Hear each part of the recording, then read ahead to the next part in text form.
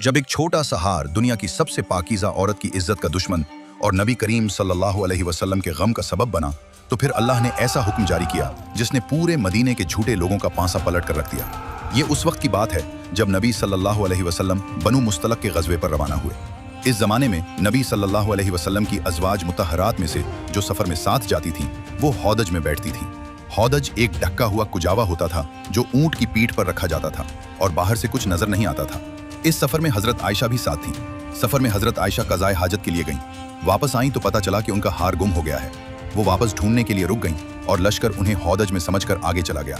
जब वापस आए तो सब जा चुके थे। वो अकेली सहरा में जमीन पर बैठ गईं और इंतजार करते करते नींद आ गई। थोड़ी देर बाद हजरत सफवान बिन मुअत्तल इधर से गुजरे। उनकी ड्यूटी थी कि लश्कर के पीछे रहें। उन्होंने हजरत आयशा को पहचान लिया और उन्हें लश्कर तक ले आए। यहाँ अब्दुल्लाह बिन अबी को ये बात पता चल गई। ये मदीने का सबसे बड़ा मुनाफिक था। इसने अफवाह उड़ा दी कि हजरत आयशा और सफवान के दरमियान कुछ गड़बड़ है। ये बात आग की तरह पूरे मदीने में फैल गई। अगले 30 दिन तक मदीने में ये अफवाह गर्म रही। ये वक्त नबी सल्लल्लाहु अलैहि वसल्लम के लिए इंतहाई मुश्किल था।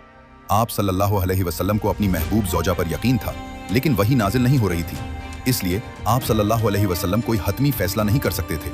उन्होंने हजरत अली और हजरत उसामा बिन जैद से भी मशवरा किया था। मदीने में लोग दो गिरोहों में बंट गए थे। कुछ लोग इल्जाम लगा रहे थे और कुछ लोग अभी भी हजरत आयशा की पाकदामनी की गवाही दे रहे थे। एक महीने बाद नबी सल्लल्लाहु अलैहि वसल्लम हजरत आयशा के पास तशरीफ लाए और फरमाया, आयशा, अगर तुमने कोई गलती की है तो अल्लाह से तौबा करो। यहाँ ये बात समझना जरूरी है। नबी सल्लल्लाहु अलैहि वसल्लम का उसूल था कि बगैर अल्लाह के हुक्म के कोई हतमी फैसला नहीं करते। एक तरफ वो शौहर थे जिन्हें यकीन था कि हजरत आयशा बेगुनाह है, और दूसरी तरफ वो नबी और हुक्मरान थे जिन पर उम्मत की जिम्मेदारी थी, और वही भी 1 महीने से बंद थी। हजरत आयशा ने जवाब दिया, अल्लाह की कसम, मैं तौबा नहीं करूंगी, क्योंकि मैंने कुछ नहीं किया। इसी लम्हे नबी पर वही नाजिल होनी शुरू हुई।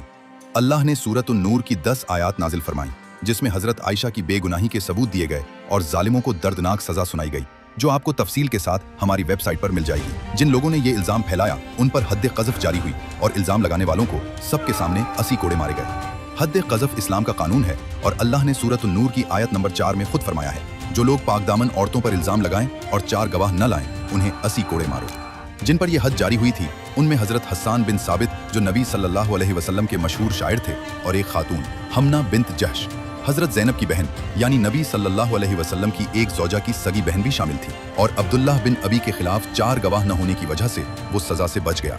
लेकिन आगे जाकर अल्लाह ने उसे ऐसा नीज़ तो नाबूद किया जो आप सोच भी नहीं सकते। कुरान ने खुद इस वाक़े को अफ़्क नाम दिया, जिसका मतलब है सबसे बड़ा झूठ।